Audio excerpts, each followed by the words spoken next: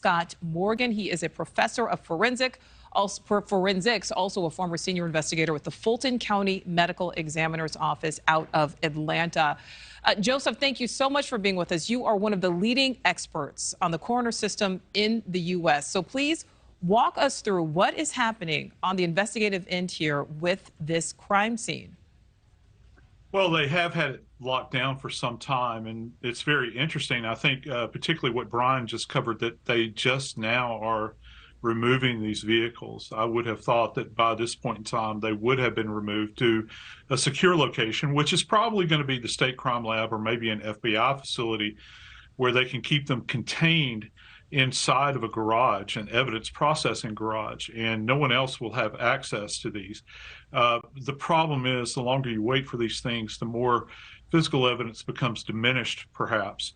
And so, at this point in time, I guess they're thinking there might be evidence on the interior of the vehicle, because if they found value on the exterior of the vehicle, then they would have snapped them up much sooner. Now, to the location itself, it is still locked down, as well that it should be. This is an active, ongoing investigation. And Nichole, this is a very complicated crime scene. It's a multi-story dwelling, and it's kind of oddly configured. You've got multiple entrances from several perspectives. That back door that you guys showed just a second ago, and that parking pad back there. And in addition, that second floor where you've got that that panel of sliding glass doors, it can be accessed from there as well. So there is quite a bit of nuance here relative to how this is being approached.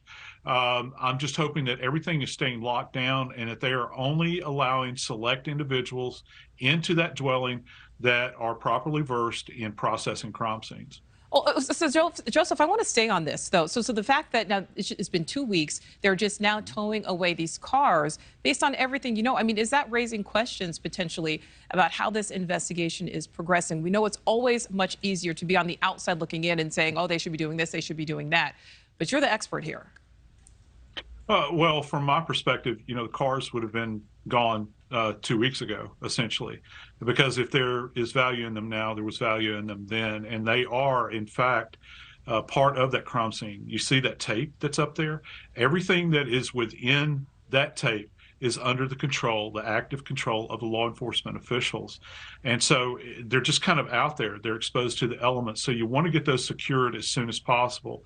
And I'm not trying to be a Monday morning quarterback here. However, you have to look at this and think, why weren't they removed sooner? So that's certainly something that I think should have been addressed much quicker. I'm glad that they're getting to them now, though. Joseph, before we let you go, do you have any theories about what may have happened here? Well, I can tell you this, just from the snatches that we've gotten, I think that this is a very brutal scene. I'm certainly no profiler, but from a medical legal perspective, when you begin to think about injuries sustained by sharp force injury, it is very brutal. It's very primal, if you will. A lot of anger is involved in this, because this is not like shooting someone, Nichole, at a distance.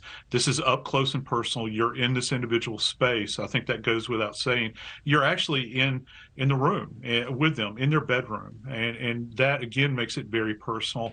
A lot of anger involved here. Again, we don't know a lot about the nature of the injuries. We have heard that there are stab wounds. We've heard, I think, snatches, that there are defensive wounds. That gives you a sense of awareness, doesn't it? That the individual, whoever it was, had an awareness that they were being attacked. I think that that's about as much as we can read into it. I can tell you this: there will be a tremendous amount of biological evidence at the scene, namely in the form of blood and, by extension, in DNA. All right, Joseph Scott Morgan, we thank you for your time. And we want to let our viewers know NewsNation's coverage of the Idaho murders continues later on. It's a special edition of Banfield. Ashley is joined live by the man who lives across the street from this house where the murders happened. He says he's being wrongly targeted as a suspect by so-called armchair detectives online. That is tonight at 10/9 Central. And of course, there are 4 families that are looking for justice here. Thank you for watching. Go to newsnationnow.com to find NewsNation on your television provider. And don't forget to click the red subscribe button below to get more of NewsNation's fact-driven, unbiased coverage.